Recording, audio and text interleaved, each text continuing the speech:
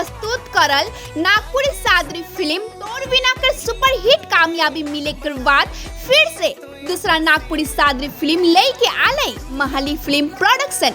जी हाँ, रौरी मैंने सही सुनला, मूवी के नाम है कि नायिका। जल्द ही ये फिल्म के नजदीकी सिनेमा घर में रिलीज करल जाए और आई जी फिल्म का दूसरा गाना महाली फिल्म यूट्यूब चैनल में रिलीज हो चुके। गाना कर बोल है कि मोय तो दीवाना रे तोय मोर दीवानगी यूट्यूब में रिलीज होते हुए धूम मचाई के रख दे है।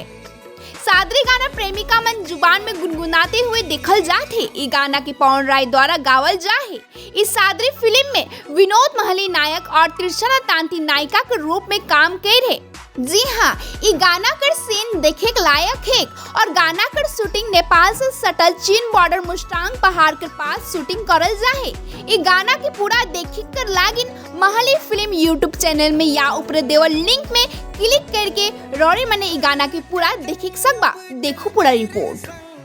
जब ना मोर से रूठ के दिल में लागल है प्यार के रंग, चाहो ना